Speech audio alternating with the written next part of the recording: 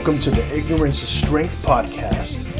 I'm your host, Fabian motherfucking Ojeda, and I don't know shit, but that's okay.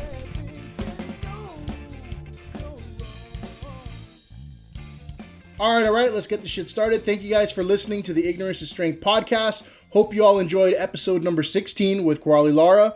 Girls, give her a follow. I like using the podcast as a platform to help people spread the word about what they're doing, what they can offer for people, and she'll definitely set you up with a plan to enhance, the ab area, the booty area. And again, she's on Instagram, and that's at fit_Coralie6. Once again, that's at fit_Coralie6. With that out of the way, let me introduce some guys that don't need the podcast as a platform to spread the word because they've been around and successful for quite a while now. And this is the first band on the Ignorance is Strength podcast. Welcome to the podcast for episode number 17, members of Kid Finish. How you guys doing today? What's up, Fabian? Hey. What's up, man? How's it going? Doing well.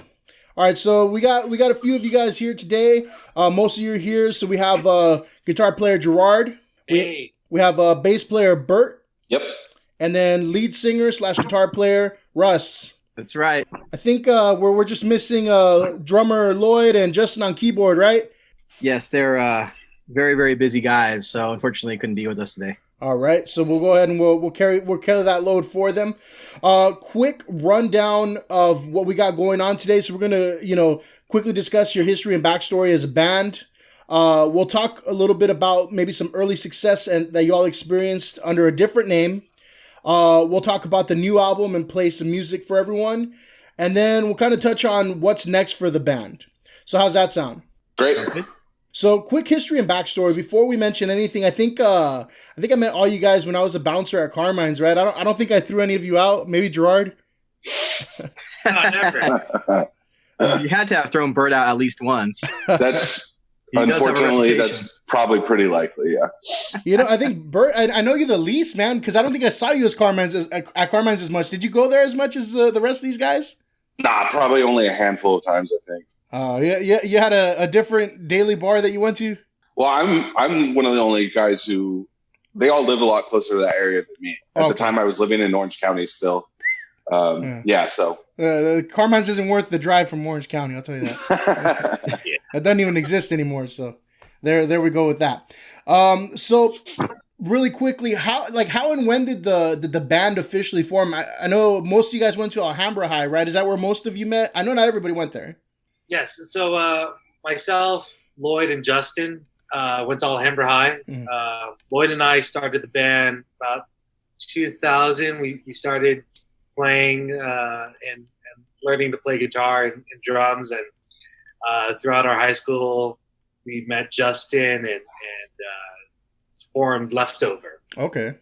Did you guys go through like many iterations of the band before establishing like, okay, this is Leftover, or was it just like instantly like this is like, okay, this is the band, this is magic right here? It took some time. I mean, we had to go through a few players and a few friends to get it right. And in high school we had Justin, myself, Lloyd, and then a friend of ours, Christian, and Jesse.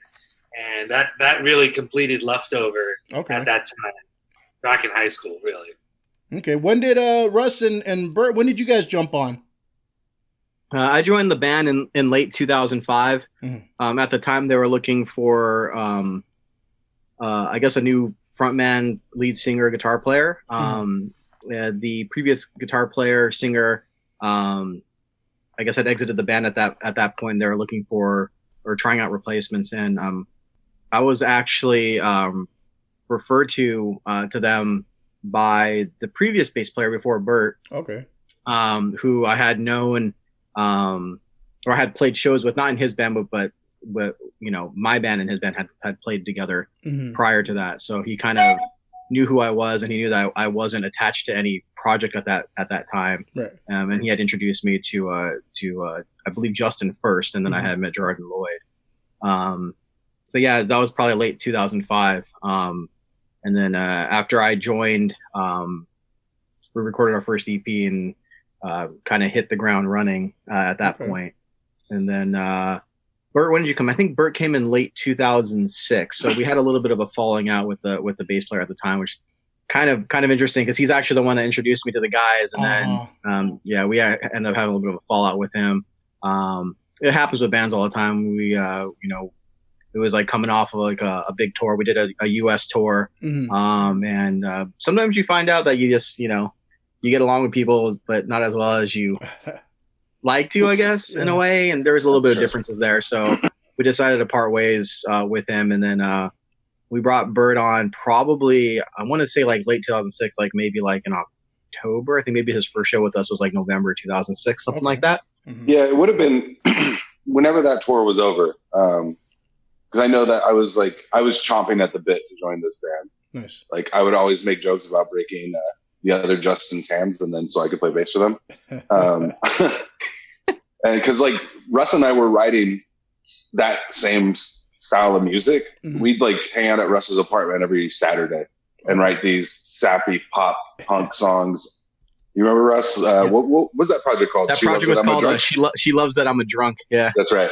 And a couple of those songs actually became Kid Finish songs later on. Okay. Yeah, Your Kiss Is Cocaine became a leftover song / Kid Finish song. Classic Case of Cold Shoulder was another one. So I was already hanging out with all the guys in the band as much as I could, and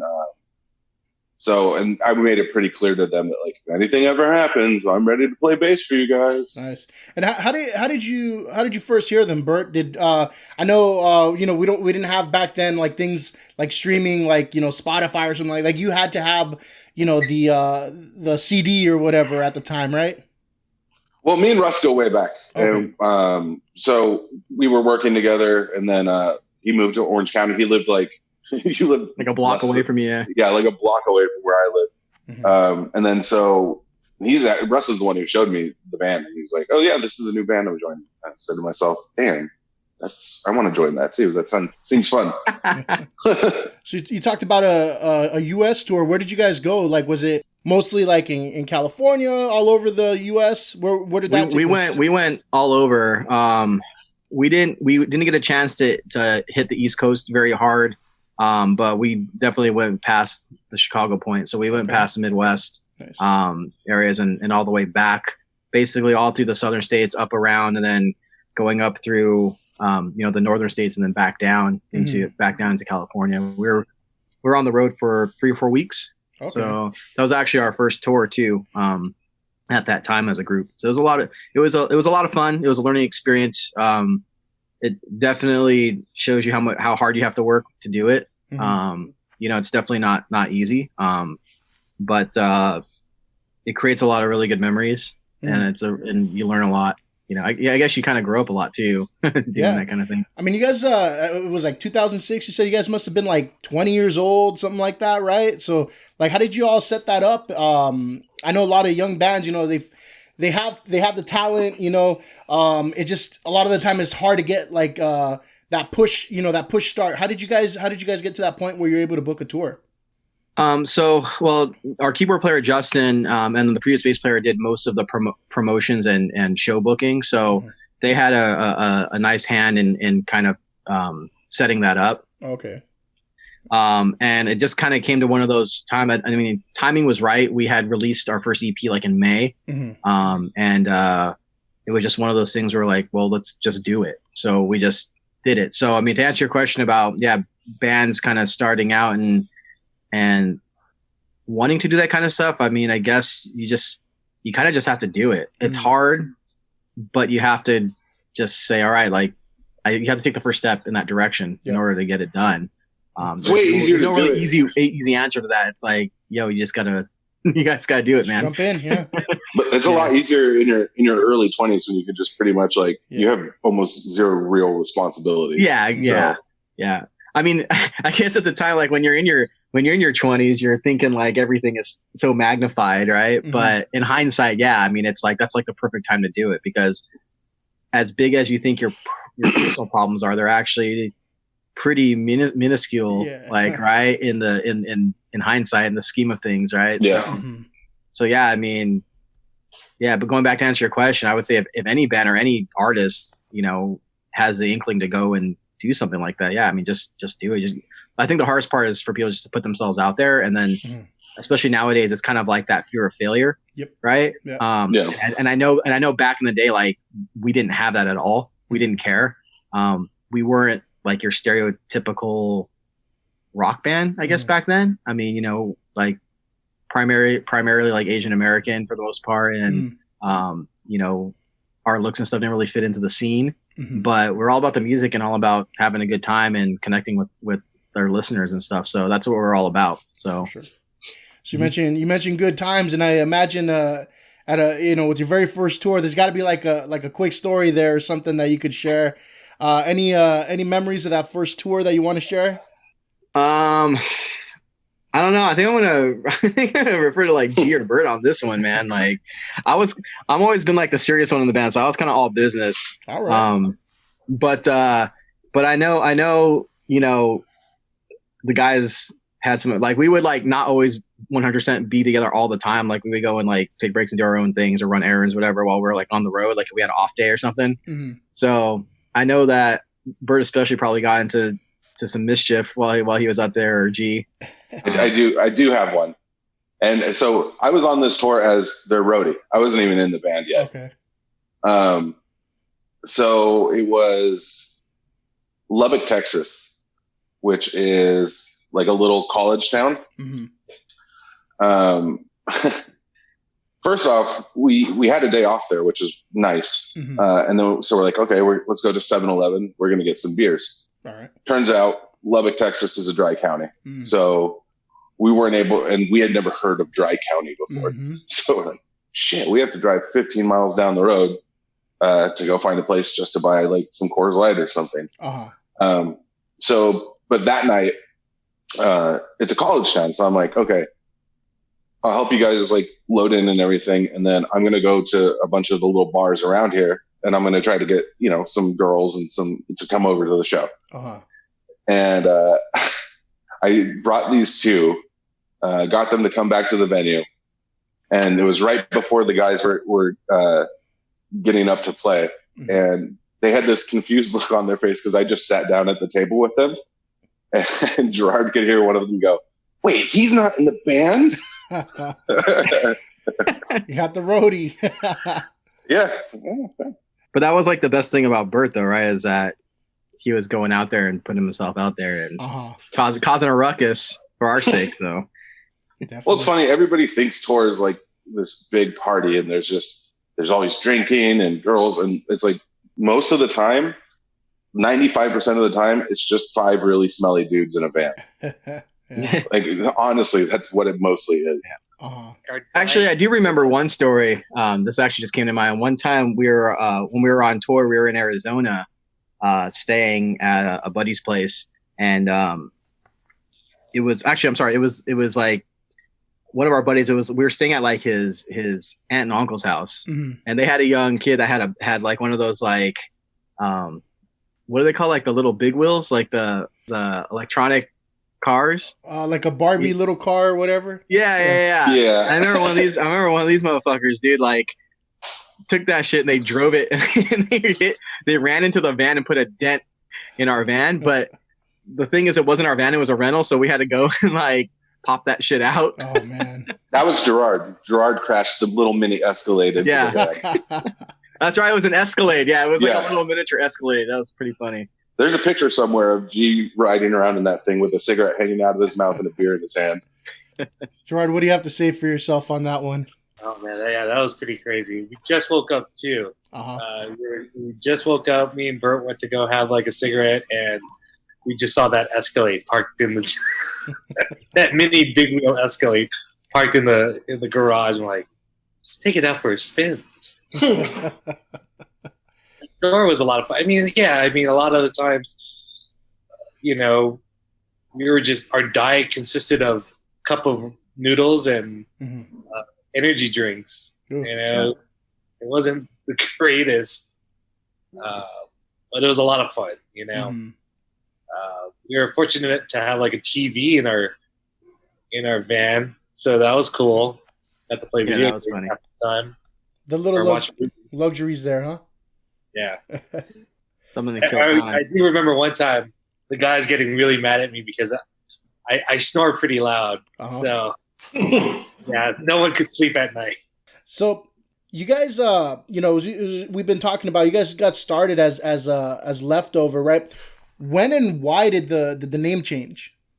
So the name change came right before our first full length release. We actually had planned to release under the name Leftover, but we had kind of gone back and forth on a name change for a while, just because the proverbial baggage that was kind of attached to the name, I guess you could say. Uh-huh. We did have a decent following under that name, but we were also kind of exploring, I guess, musical styles that weren't just straight up like pop punk. Mm-hmm. We were doing some pop stuff, some emo stuff, some softer stuff as well, Mm-hmm. some electronic stuff mixed in here and there, more piano, that kind of thing. So, we kind of just made kind of like, I guess you can call it a business decision in a way, that we were like, the name Leftover is cool if you're a high school band. Mm.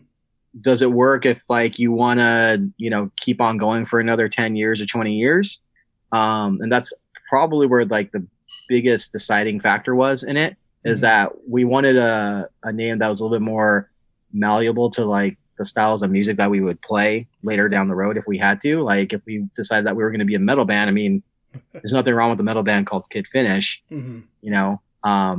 but if we were called Leftover, it sounds a little bit stranger. So it's not as an exciting explanation, but that was kind of part of the reason why we went with that direction. Plus, there had been so many iterations and like members and this and that with the band under the band name Leftover. It was kind of one of those things where it's like you kind of change it, and then if you feel refreshed in a way. Right. Of course, there's a little bit of rebuilding involved in it, just because for those people that recognize you under that original name, you have to basically re-promote to them and explain that you're the same band. But it hadn't been that difficult, honestly speaking. I felt like half of everybody just called us Leftovers still anyway. So yeah, and it's not that really big deal, yeah. And the thing is, people wouldn't even say the name right anyway. They would always say Leftovers, not Leftovers. So they would say it with an S. Yeah, they'd say it with an S anyway. Like a fucking like if you're in a Tupperware and shit. Yeah, exactly. So that was probably the deciding factor in the name change as well. But yeah. I mean, it was something where we were kind of like, what can we pick that's like still somewhat lighthearted in a way, like kind of like how we are, but not totally juvenile sounding, I guess. Like, I mean, it's not a bad name. It sounds like a high school band name. You know what I mean?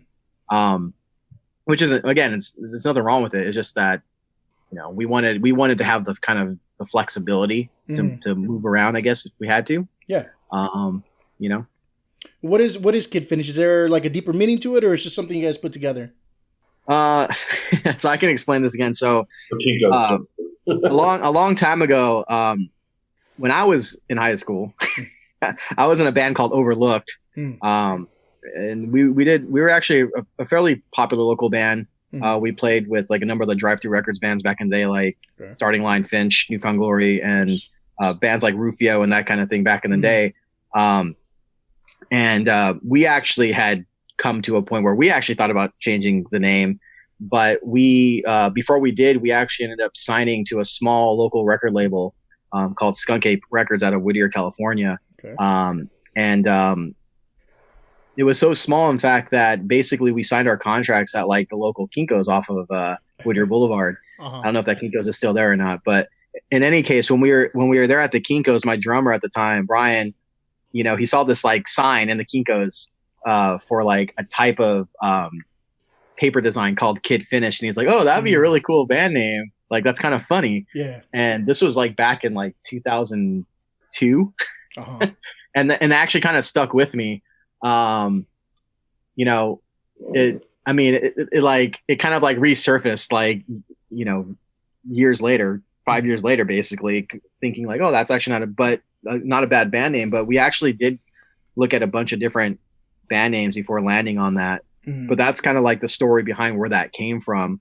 It was a total by chance kind of off comment by someone that technically isn't really, associated with our current group. But is part of like, at least, me growing up with music. Yeah. And band names are a funny thing, man. I was I was in a band with my buddy Whitey. I don't know if any of you guys remember my friend Whitey. Gerard knows him. I know. Yeah.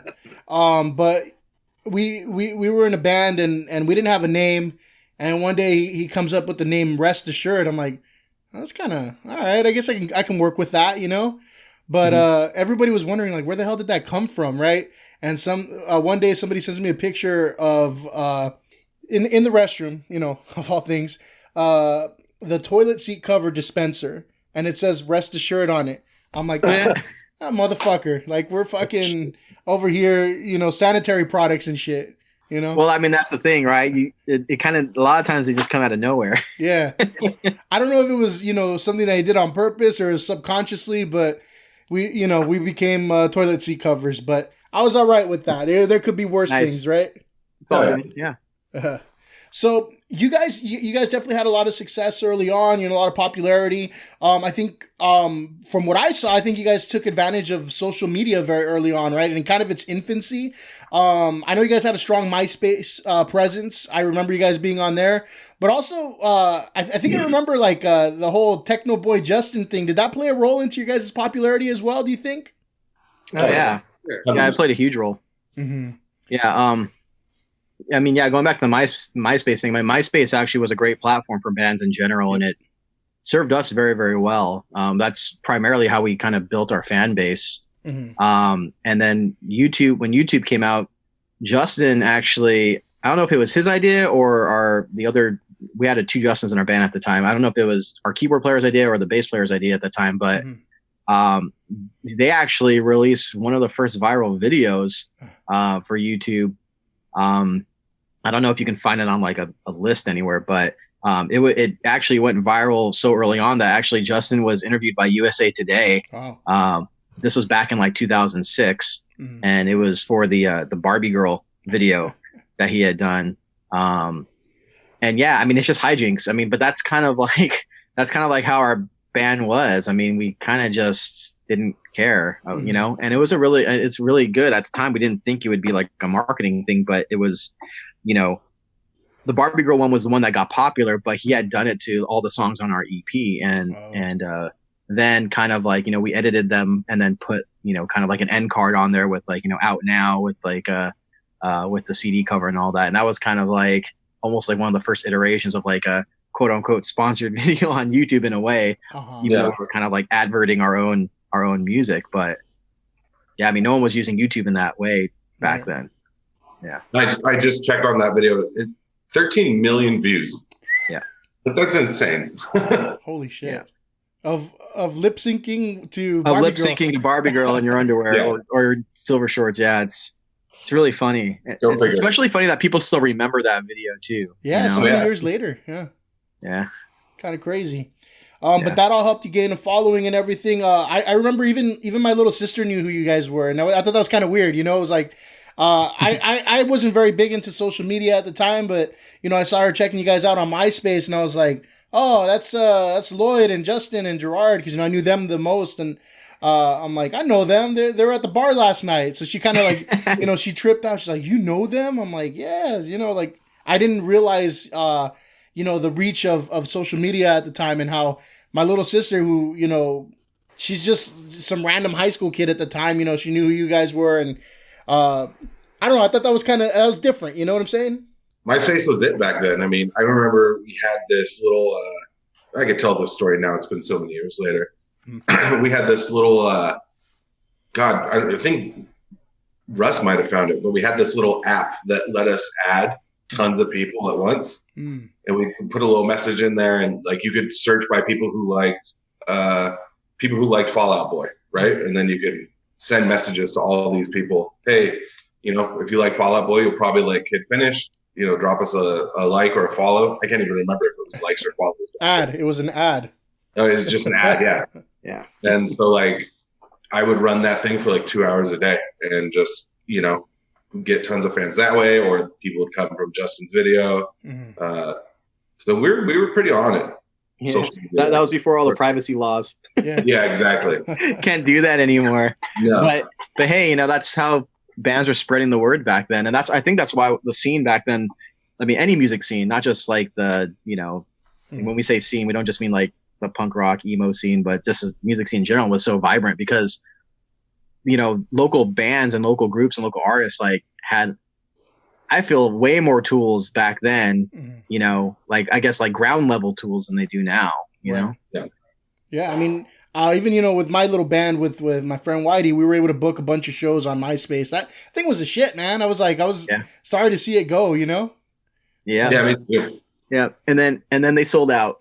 Yeah. and then the whole platform just died. Yeah, all the club promoters did it, I think. Right? Yeah. Now, I'm not sure in which order either of these things happened, but I think two things, right? So if I'm not mistaken, you guys had like some early like success that led to some success in Japan, right? And then also I don't know if it's like the same timeline, but at some point there was a slight lineup change and Gerard left, right?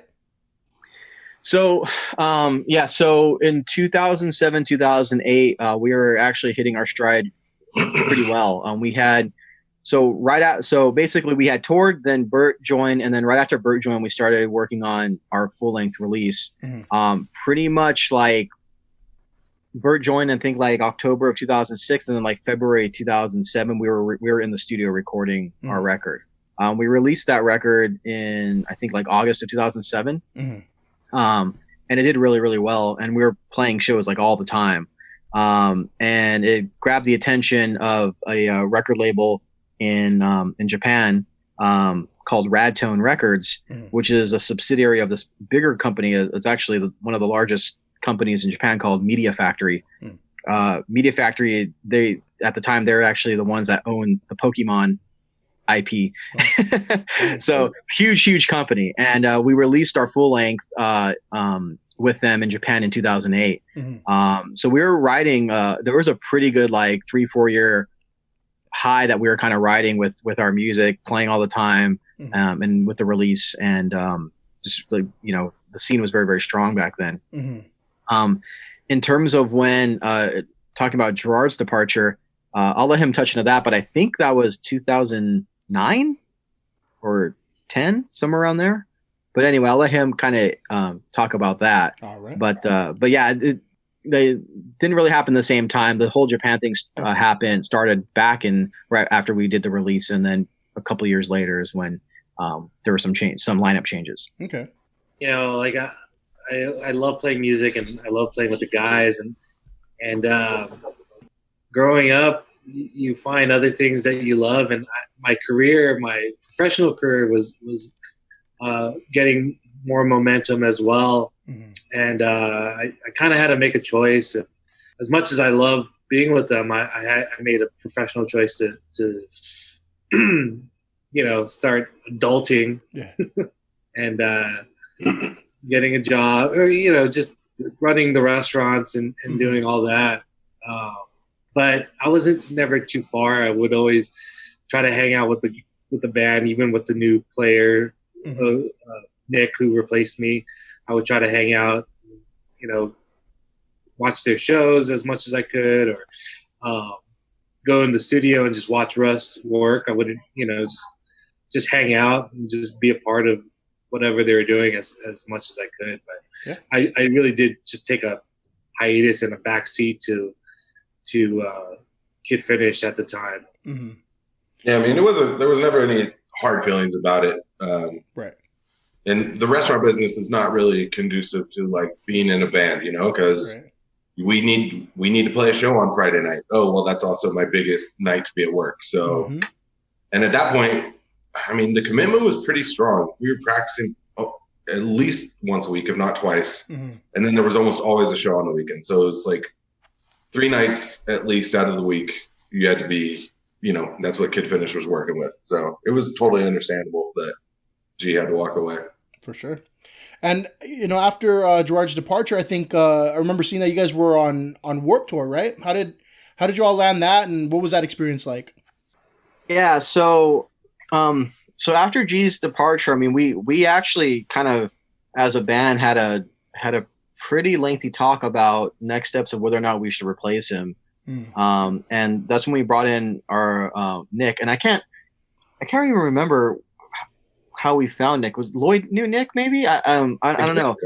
He's younger than us.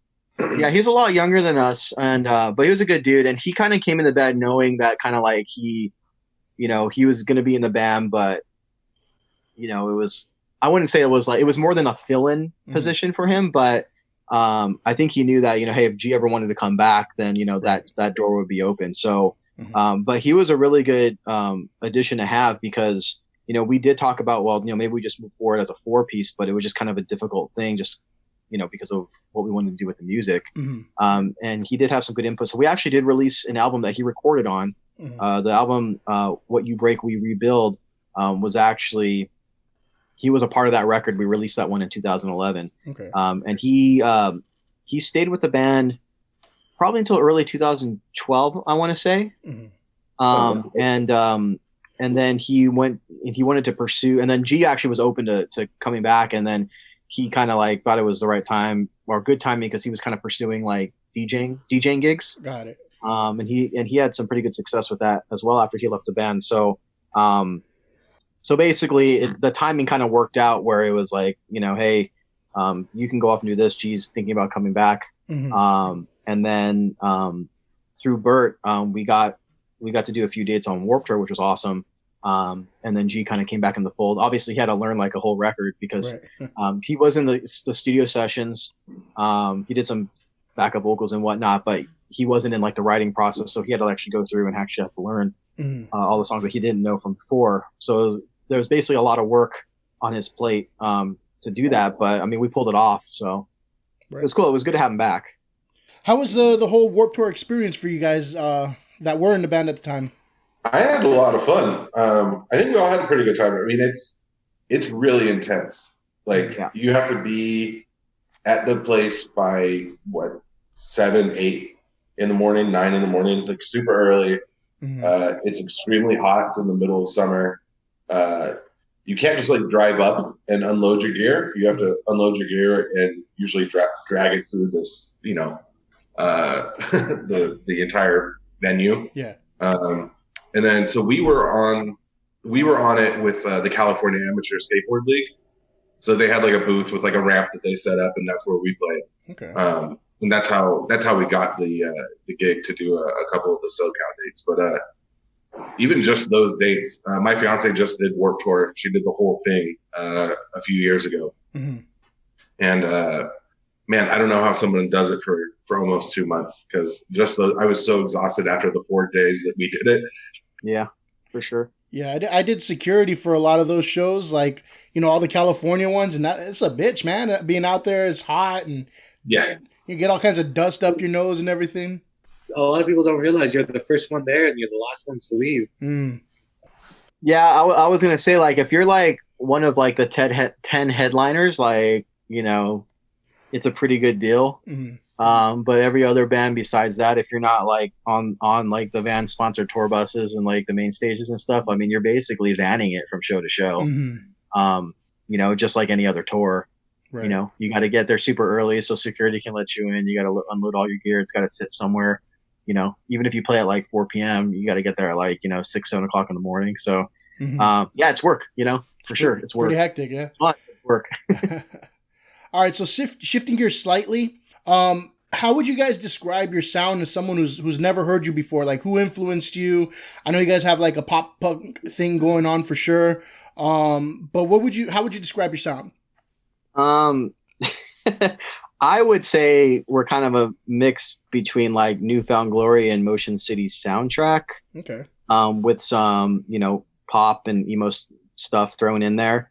G would probably say that like our biggest inspiration is the Fray, but I tend to disagree.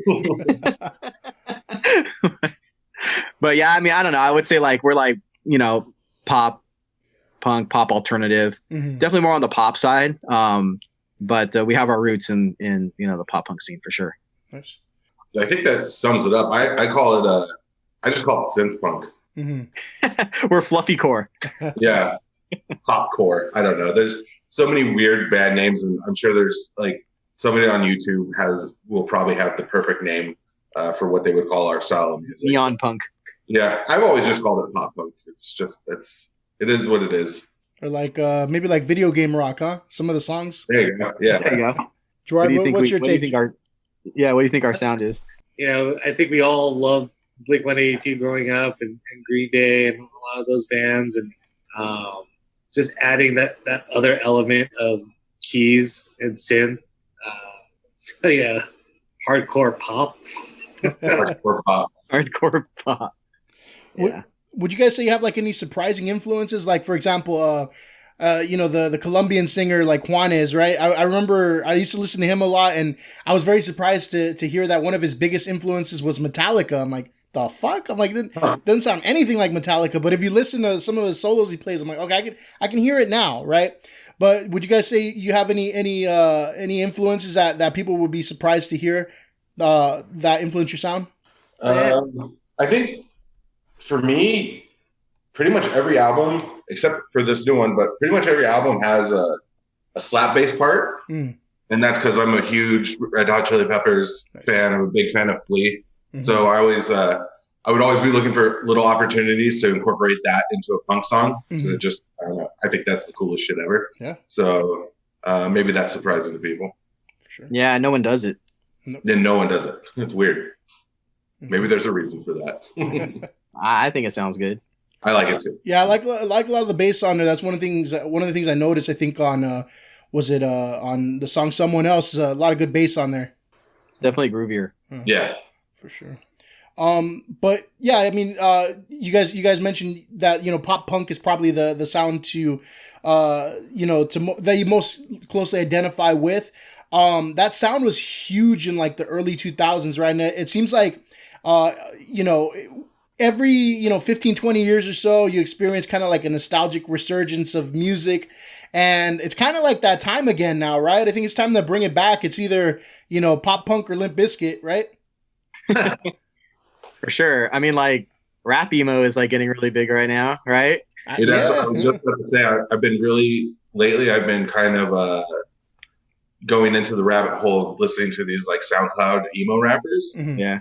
And I mean, fuck, dude, these kids are like, I was just listening to one song the other day by, I can't remember the artist's name, but it's a sampled Census Fail song, slowed down as the beat. Mm-hmm. And then he's rapping, but then he's got like emo lyrics. And then even who's like Machine Gun Kelly has put out, Kelly, yeah. He's put out like 3 or 4, they're straight pop punk songs with Travis Barker playing drums on them. Like, so I think those are the kids now. I don't know that the scene will ever get fully back to the heyday of, Newfound Glory and when all those bands were the biggest bands in the world. Mm-hmm. This genre is always going to be about what the kids like. Mm-hmm. It's has nothing to do with what our old asses like anymore, so if that's what they're listening to, the SoundCloud rap version of it, that's what the new pop punk shit's going to be. I think like to Bert's point, I think one of the things too, as far as like, just consuming music and making music, is that, people want things fast. Mm-hmm. And for content creators, for music writers, composers, like they got to be able to turn it out fast. So it takes more time when you're in a band. Mm-hmm. You know what I mean? If you're like a solo artist and you got a laptop and you know how to sample a beat or make a beat, even if you have like the smallest bit of like, ability to write a melody, mm-hmm. I mean, you can write a song and it can be a really good song too. So, mm-hmm. Yeah, I mean, will the quote unquote pop punk, emo, hardcore metal scene, whatever you want to call it, will that ever come back? I think it will. Mm-hmm. COVID doesn't help, but I think like kind of like that bridge right now, whereas like a lot of people say, rap is the new emo kind of a thing. Mm-hmm. Yeah, I mean, you kind of see it.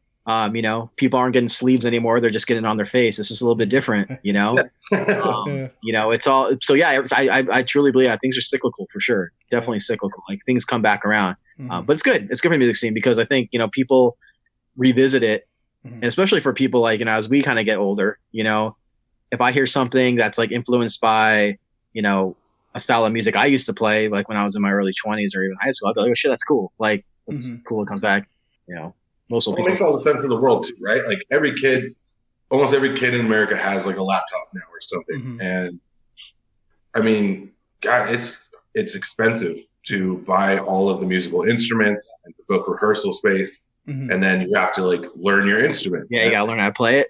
It's very expensive.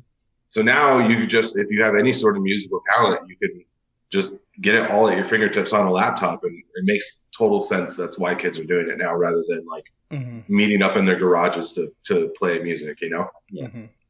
There's nothing wrong with that. It's cool. No, it's cool. It's really cool. Yeah. I think I heard one of those like face tattoo people even did like they sampled "What's My Age Again," right? They slowed it down or something like that, and they put like a rap song over it.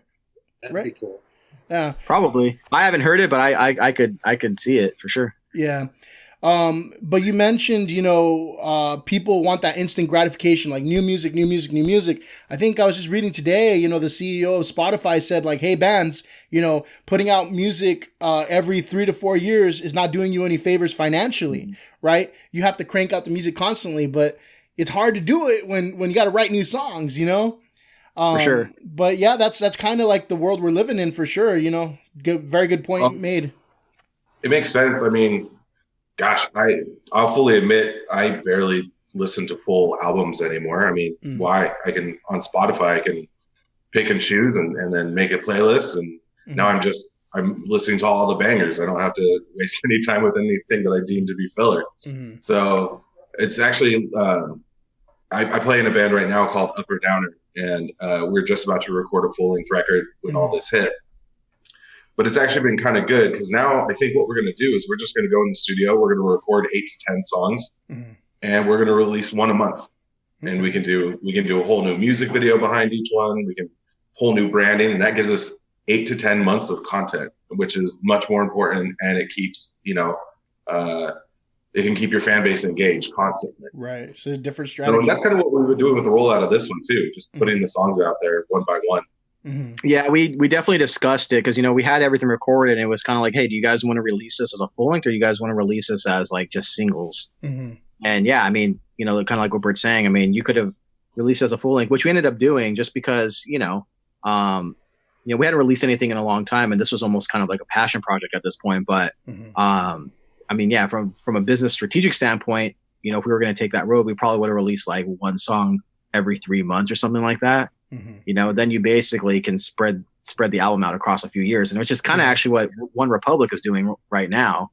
I think they have like their whole record like listed in Apple Music, but all the tracks are grayed out because they haven't actually released them yet. They're kind of like releasing it one by one. But yeah, I mean that's the thing. It's the engagement is what kind of everyone's going for, which is cool. It's a way to kind of keep people kind of looking at you, keeping their eyes on you. But for sure, I think Gerard, you had something to say. You're over there like Maggie Simpson trying to open her mouth. Let's hit it over the head. Like, yeah, we were definitely considering, whether or not we should put each song by month or like every couple of months or just release the full length. And yeah, I mean, I think we just held on to these songs so long. We just kind of wanted it out there. And just throw it out there already because I think we worked. A lot of these songs were 10 years in the making. Oh yeah, I think the very first song that we wrote in completion that was featured on this album, we probably wrote in like 2013 or 2014. Yeah, definitely. All right, so I did a little bit of a poll for Social Media Says as part of the podcast. I always like to ask a question, get as many people involved as possible. I asked Social Media, are you or were you ever a fan of pop punk music? What do you guys think most people said? I was kind of surprised at the results. I have no idea, man. Let's say, how old is your user base? I was, people in their, late 20s, early 30s. Then I would probably say yes, they were. I would say the majority of them listen to some kind of pop punk. I'd go like 80%, 85%. That they said yes? Yeah. We got a bunch of liars on social media, man, because they said there was like 35% that said that yes, they were fans. Everybody else is lying, right? Because everybody loved Green Day, Blink-182, all those bands, right? But I think it was like once the trend kind of passed and everything, it's like the cool thing to say, like, oh no, I never liked that, right? I don't know. I mean, it could be because we're listening as a subgenre too, right? Because I think a lot of people listen to those bands, which were big bands like Green Day or Blink-182 or whatnot, but they probably just associate it with rock music, not necessarily pop punk music, right? But that's what mainstream radio does. They're going to group you into kind of like a larger genre. Mm-hmm. So I mean, we could Also, definitely. like- If someone asked us if we were a rock band, we would say yes, we're a rock band. Mm-hmm. But if we want to be completely clear of the style of rock that we play within that genre as a subgenre, we would say like pop punk or alternative or power Okay. pop, that kind of thing. Yeah, for sure. I think there's also this kind of like elitist backlash against the term pop punk. Mhm. Like real punks don't listen to pop punk, but it's like But they play it. NoFX is one of the most popular punk bands of all time, and they've damn near started pop punk, Mhm. like with their vocal harmonies and everything Yeah. like that. For sure. So it's maybe they're just people just don't like the phrase pop punk. I don't think. Uh-huh. Yeah, I think it was the whole word, the word pop in there. I mean, when I was in high school and I heard pop punk, I'm like, I don't like pop punk, fuck pop. Yeah. But like I did like, a lot of Blink-182 songs and whatnot, or who were some of the bands out there at the time, like Fall Out Boy. Fall Out Boy could be considered a pop punk and band. they were huge, yeah. Yeah. But we had some people on Instagram shout out their favorite pop punk bands. So Rafa Centeno said Blink-182 was his favorite. We have Hugo Davila and Oscar Gomez both said Newfound Glory was their favorite. My buddy Whitey one loves of our favorites. Green Day. And then I think if I had to choose one, I'd say probably like the Offspring. I think they fit in that mold, right? Absolutely. Yeah. Mhm. Yeah, actually, the Offspring. I mean, they're like, man, they're they go way back. They're Mhm. like godfathers. You Yeah. know? In the punk in like the straight up punk scene. Mhm. They got a lot of flack for going quote unquote mainstream, but again, it's just you're allowed to explore different styles of music. Yeah. You know what I mean? Yeah, I mean, I remember, like, Americana, Mhm. that album, like, really got me into wanting to play music. I remember listening to that album and then thinking, like, man, I gotta start playing guitar. Mhm. And then I went back and started buying their older albums, like Smash and Ixnay on the Hombre, and like, it just made me love punk even more. Mhm. It's Simple, good music. Yeah. Yeah. Mm-hmm. All right, so let's get to what we're really here for. You guys have a new album out now, and it just came out, right? Like last week, Yeah, it dropped on the 24th. 24th. Yeah, Yeah. and it's a self-titled album, right? That's right. And it's the your guys' first album in almost a decade. So why the such a long hiatus? I know talked about a little bit of a lineup shakeup, people having to live life, but why? Any specific reason why there's such a long hiatus in between? Man, we were adulting real hard. Mm-hmm. And people don't always do it at the exact same time either. So I think it was kind of I think we all kind of staggered into it. So, Well, it came to this point where the scene itself kind of changed. Mhm. Our fans got older. The demand for us to play live started decreasing. yeah, that was a big thing too. Yeah. And that just happened to coincide with people getting married or people changing careers and doing more grown up stuff. And so just kind of where it used to be everybody's number one priority Mhm. just kind of became everyone's like third or fourth priority. Definitely. Once again, like no hard feelings amongst anybody in the band, and we still hang out all the time. But just once the once the plays started slowing down on Spotify, and once we're not getting a bunch of new followers and stuff anymore, just kind of like, okay, well, this is a good time for us to focus on other things. And Mhm. Kid Finish is always there, Yeah. Did you guys work on any other projects in between that break? Yeah, Bert, you can go. You probably were the most active in between. Yeah, I probably played in 6 or 8 other bands since then. Some just for a show or two. Others have been a little bit more permanent. I'm in a band right now called Up or Downer that I've been in for 3 years. That's was active before COVID. So yeah, for me, playing shows has always been kind of like one of the biggest driving forces. I don't love going into the studio to work on songs. Mhm. I think it's fine, but it's also very difficult for me. I get frustrated by it because it's like, oh, you have to get better at playing bass, dude. There's no room for mistakes really in the studio, but in the playing live, I can do whatever I want really. Mhm. So that's always been a big driving force for me. So when, Kid Finish started slowing down a little bit, I was like, no offense to you guys, but I'm gonna find other bands that are active, and I'm always gonna be in Kid Finish. for me, I actually recorded one of Bert's bands that he was in Okay. when he was doing that, so that was cool. But yeah, I mean, for me, it's just adulting. I mean, concentrating more on my work, you know, on my career, and then doing the adult stuff, buying a house, and this and that, building a studio, which I'm in right now. Yeah. So this is actually where we recorded the album. The album's actually is all homegrown. Basically, we recorded everything, in a home studio. So it's kind of like what I've been concentrating on, different types of content creation. So it's been a different path a little bit, but I've always been doing music. I never stopped writing. Right. I have a whole catalog of songs that aren't Kid Finished songs that I work with other artists on. So it's just a different thing, doing more singer-songwriting type stuff, and then doing some production stuff here and there. Sure. Did you work on any side projects in that time?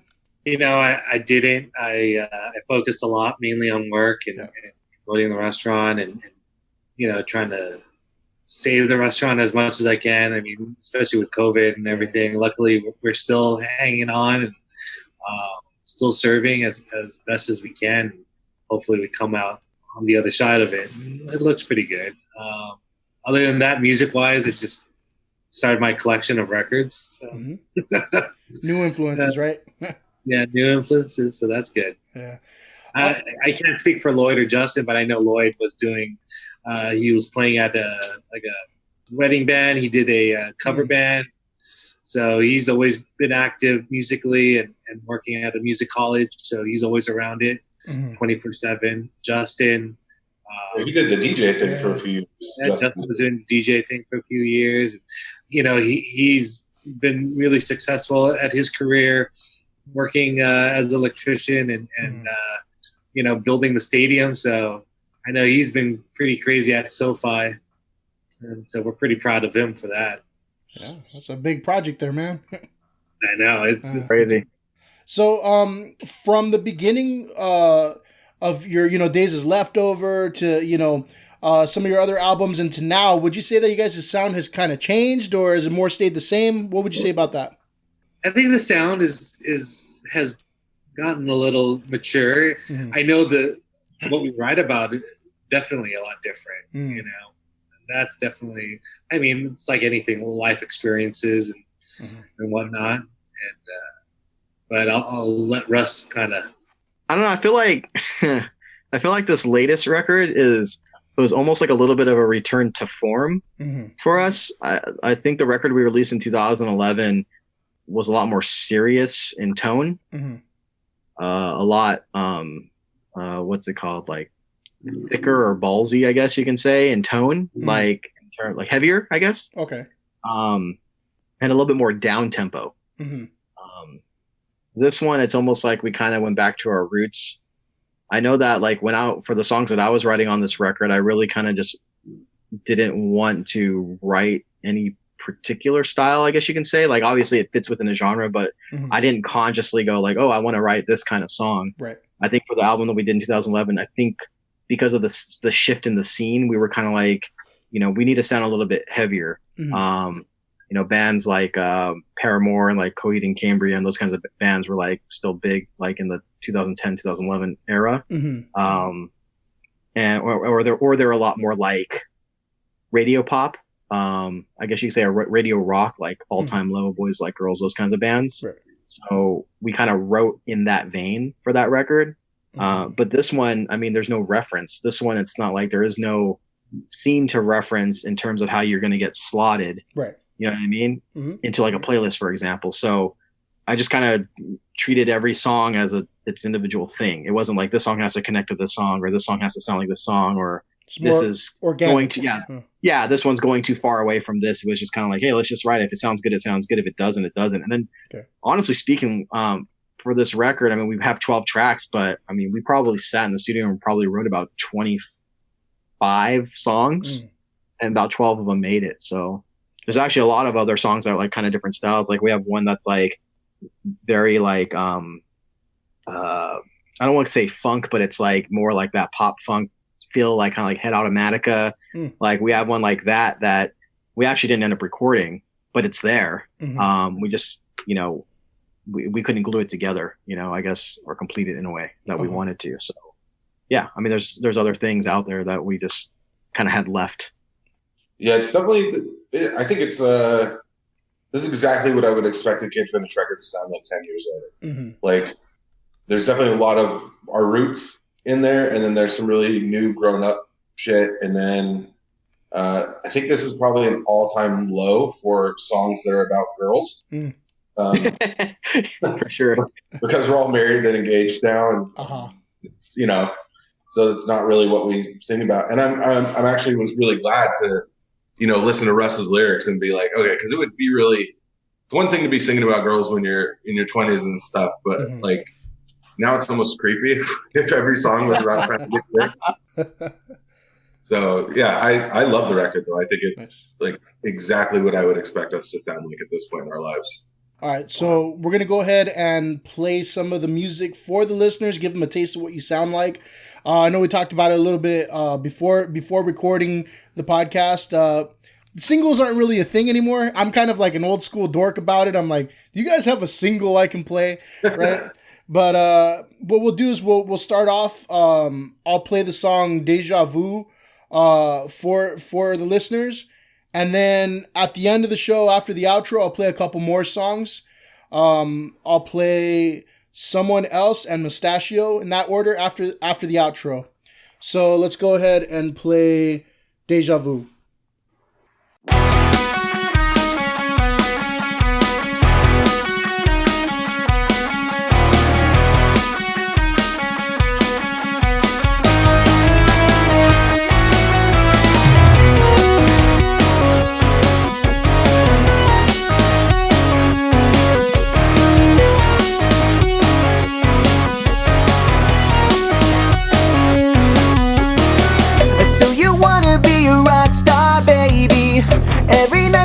Your goods on stage. Well, if you're striving for attention, honey, I won't be standing in your way. Whoa, she's living it up. Wow, I'm going down. She loves to make me pay, but what can I say to make her stay? So you wanna be the object, baby, of their affection? Well, then that's okay. I've never been the type to judge your actions. I'm always down to play your games. Whoa, she's living it up. Wow, I'm going down. She loves to make me pay, but what can I say to make her stay?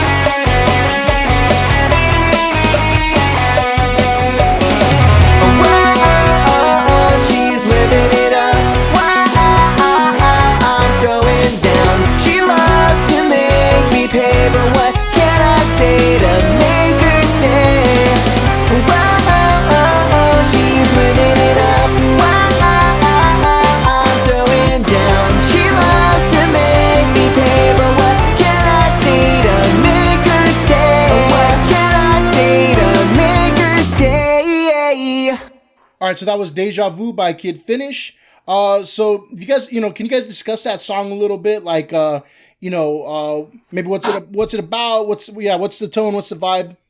Well, so what it's about is I kind of would I prefer to leave those kinds of things up to interpretation. Yeah, but for let's just say it is about a relationship, and it has to do with one person and in that relationship having more power over the other person. Mm. And I guess you can just kind of leave it at that. Sure. But it's kind of done in a whimsical way. We wanted to keep the song more pop. Mm-hmm. But probably one of the biggest inspirations for this song, kind of like overall, is like kind of like that 80s pop rock feel, like a Rick Springfield kind of like, Jesse's Girl kind of thing. Mm-hmm. Which is kind of like noted. And like, obviously we have like a guitar solo, which you don't even hear people play guitar solos anymore in music. Right. Yeah. But I mean, it's just, something different. It's kind of a little bit of a throwback. And then we have like the pop elements, the synth stuff, and then kind of like your key change at the end, which again, no one does anymore. So again, we just kind of wanted to explore some of those like elements from music, back in the day. Mm-hmm. The 80s rock, like the Rick Springfield, Bon Jovi, Hall & Oates kind of, stuff. I like that Hall & Oates reference. I'm a big Hall & Oates fan. Nice. Yeah. So I know like streaming is king at this point. Album sales, are they really a thing anymore? Is it more like just, from streaming you get like a cut of that? So it depends on what you're talking about. Like, so in the US, streaming is definitely king right now. Globally, people still buy records. Mm-hmm. We didn't physically print this record just because, we're a US based band and just looking at kind of I don't want to get nerdy on it, but looking at like the quote unquote analytics of how people are consuming music right now, we decided not to print. Mm-hmm. We still might print a limited run, mm-hmm. Maybe in the future, and maybe do like kind of like a merch kit type thing. Mm-hmm. But that's kind of like TBD at the moment. Okay. But yeah, people still definitely do purchase downloads at the global level. Mm-hmm. But yes, streaming is obviously getting more and more popular. What's interesting is that, in the US, Apple Music, Spotify is a thing. But if you look at like, Asia, for example, a lot of people consume their music via YouTube. Really? Which is very, very interesting. Yeah. So, you can find our music there as well. Our distribution is global and pretty much all major streaming services. So it's Spotify, Apple Music, Tidal, Deezer, mm-hmm. Amazon. Like you can, Google Play. You can get it pretty much anywhere. Not MySpace anymore though. No, not MySpace. Could be. Well, isn't MySpace owned by Napster now? So I guess technically yes. Oh, okay. Well, there we go. Right? I don't know. No, but really the only way bands make money anymore is touring and then merch sales. Mm. So, bands do sell. I have so many freaking records that I bought when I go see a band live, mm-hmm. Because that's the best way to support them, right, is to buy some of their merch. But as far as like, I don't think I've bought anything new on vinyl or CD in a long time. I just buy old stuff to fill out my collection. And the new stuff I buy when I go see a band live. Mm-hmm. Yeah, I know G wants to press it on vinyl. So maybe it's a possibility. Hey, if he pays for it. We could do a limited run of some vinyls, package it with like a shirt and like maybe a beer brewed by Justin. We can, Yeah, I forgot to mention that Justin's now brewing beer, so it's one of his new passion projects. I think I saw that. What is it again? It's Common Corners is the name of his homebrew company. it's actually good. Really, really good shit, man. Really good stuff. So hey, maybe for our local peeps, maybe we'll do like a vinyl shirt beer combo or something. See what's up. Cool. Justin made a brew, Death of a Bastard, for my wedding, and he ended up submitting it to Great American Beer Festival. Mm. But he won a few awards for it. Nice. He was able to get it brewed at a local brewery, and I was able to get it and sell it at the restaurant. So it was really cool of him. Oh shit! But yeah, he's really digging it. We're really digging it. So it's pretty cool, man. I like that. How you guys, you always find a way to, get shit out there. That's cool, man.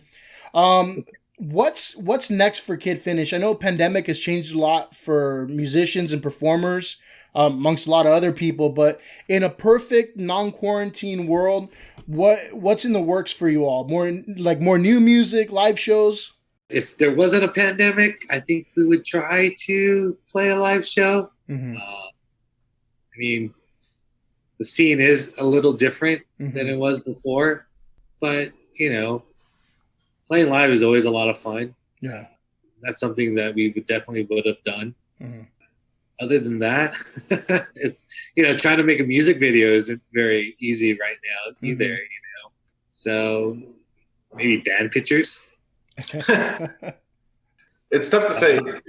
Kid Finish is like, you see where Russ is sitting in his studio. Mm. There's undoubtedly going to be a time, I don't know when it's going to be, but there's undoubtedly going to be a time where the five of us are together at Russ's house, having a couple beers, and Russ shows us something that he's working on. And then that turns into a song. I mean, I feel like, I don't know exactly what the future is as far as like playing live and doing all that stuff, but I feel like we're going to be writing these songs until we're like 60. Probably. I mean, because we're all best friends. We're all brothers. Like, there's just no reason for it to ever really stop, even though it's different now than it was in our 20s for sure. But, I think Kid Finish will be writing songs for the foreseeable future. As you can tell, I mean, we're pretty mellow about it. I mean, I think we're all pretty like comfortable in our own skin and in our careers and this and that. And like, which is actually kind of liberating in the fact that when we do music as a band as Kid Finish, it doesn't feel like a chore, because it's not like your livelihood isn't at stake on it. Right. It's basically can be a passion project. So, to Bert's point, yeah, like, are we going to do another record? Yeah, maybe, if we feel like it. It's not something where we have to like pull up like a data sheet and be like, yo, is there demand? And like actually like strategically think about building a new product for people to listen to. It's not about that. It's about like, do we have content that we feel like putting out and that we think people will enjoy? And if we do, then yeah, we'll do it. And if we don't, then we'll wait until we do. I mean, that's kind of how our approach has been the last few years. And I think we're all comfortable with it. And that's fine, just because, again, like, as much of the priority of the band is, we also have other priorities in our lives. And again, it feels good when this becomes an outlet versus like a job. You know what I mean? Yeah.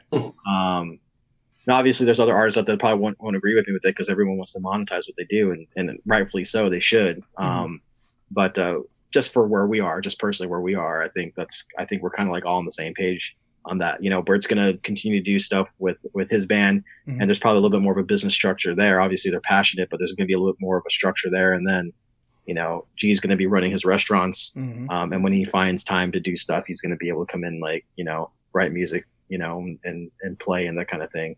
Sure. So that's cool. I mean, a lot of people can't say that they do that, that's pretty unique, I think. Well, and especially bands, like, they tend to, if they're not playing, then they tend to just kind of fall off, because maybe the people in the band didn't really like each other that much to begin with, or, like, once the band goes, the some of the ties that bind people together kind of leave. But that's never really been the case with Kid Finish. I might go like 3 months without seeing Gerard, but the next time I see him, it's just like it always was, like, so as long as we have that bond with each other, then I don't see why we wouldn't just keep putting out music here and there. Yeah. Friends first more than anything, right? Exactly. Yeah. Hey, well, when you're in your 60s, I want to hear those songs, but hopefully we'll hear even less songs about girls. Oh, yeah. Dude, I mean, Bad Religion's still doing it, right? Yeah. All right, well, I'm glad to see you guys are, still out there going strong. I appreciate you guys coming on. It wasn't like last minute, but I know you guys took it on short notice, so I definitely appreciate that. Typically I like to give people like, a few weeks, a month notice ahead of time, but I had a guest drop out. I saw you guys were promoting an album, so I thought, hey, perfect opportunity, right? So thank you again for that. Anything else at all you'd like to mention or shout out before we close out? Yeah, if your listeners like what they hear, they can follow us on Instagram. Our username is Kid Finish. We also have a Facebook, also Kid Finish, facebook.com/Kid Finish. We're more than, we're always happy when people are into or listen to our music or into our music. So, don't be a stranger, hit us up. Definitely. And, maybe thank you for having us on, for sure. All right. So really quickly, one last thing I like to do to close out the show is I like to ask the guests about the next episode. So on episode 18, I have something fun going on. I have a singles panel that's going to come on and discuss, the single life, awkward dates, funny stories, things like that. I think all you guys are, either married or engaged, you mentioned by now. But for your quick feedback, I guess I'll just ask, right? What was the best part of the single life? Without getting you in any trouble or anything like that. Go on, G. The best part about being single, walk around your place in your underwear. I don't know. Can't do that now? What's going on over there? Ghosting and not having to see them when you come home. I think honestly being single kind of sucks. I think we remember with like rose-colored glasses because we were young and all hanging out together and didn't really have responsibilities. But like when I think back to it, I mean, was it that great? Really? A lot of things from back then I would do differently if I had the wiseness that I have now, the wisdom that I have now. Mm-hmm. For sure. So that's what it is, right? The best part about being single is when all your friends are also single. Yeah. Yes, exactly. Okay, I think that's true because, I think I'm one of the only ones of my friends that's not married or tied down with kids. So you guys are right. It kind of does suck when your friends aren't single. We'll have a lot of fun with that one. Again, I want to thank Kid Finish for being on and joining us. Don't forget to check out their songs after the outro. For everyone listening at home, I appreciate it. Thank you. Fuck you and good night.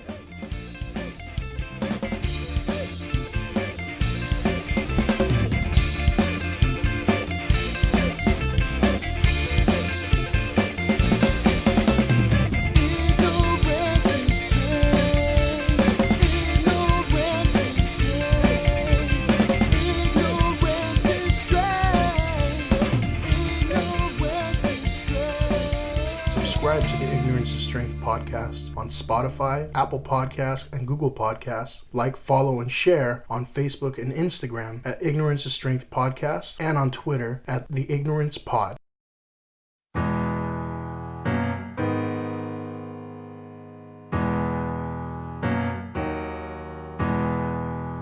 It's a slow fade, this song we play, but you say it's all okay.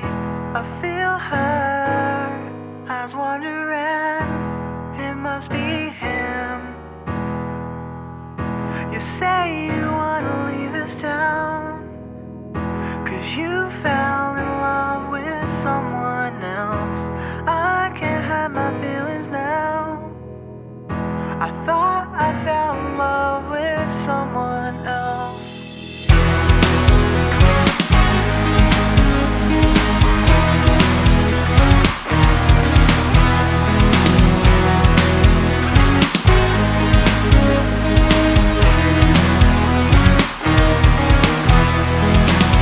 She spins me right around again, a broken record that keeps repeating, and she's always sneaking to the same old track.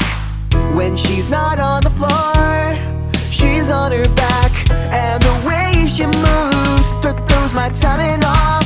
She's got me out of sync, my swerve's just not enough, but I keep my expectations on the ground, 'cause when she picks it up, I'm beat down. You say you wanna leave this town, 'cause you fell in love with someone else, and I can't hide my feelings now. I thought I fell in love with someone else.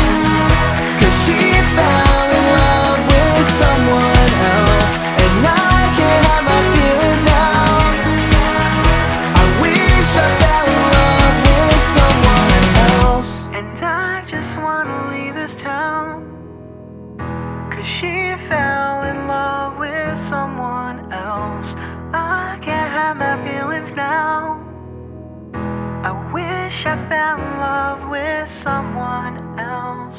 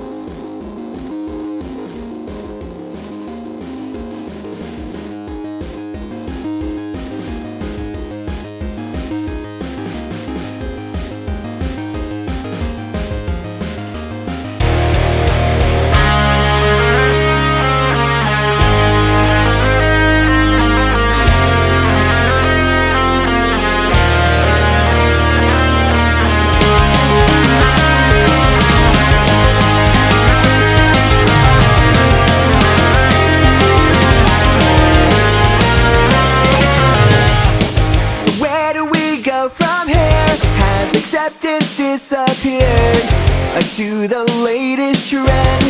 It depends. Are all your friends stuck in circles close to the world? Who stop all those outside? Do you follow in stride?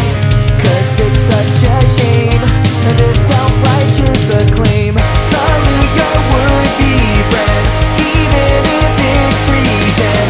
These kids have got a hold, they changed you to the bone.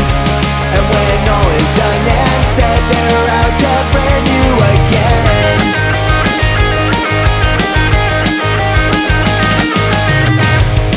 Dump everyone from your past, take pride in your new stash. You sure can play the part, a good start to fill that need of wanting to fit in. What you wanted all along, but you're wrong. 'Cause that condescending tone will find you alone. Salute your would-be friends, even if it's freezing. These kids have got a hold, they changed you to the bone. And when all is done and said, they're out to burn you again.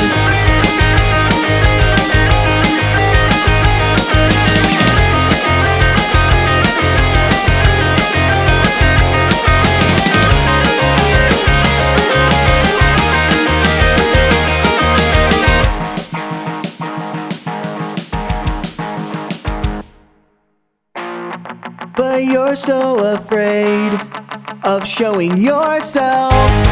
You always try to hide away who you really are, and it's not okay. You never tell the truth, fraudulently playing along, trying hard to belong. But you'll learn when all is done now.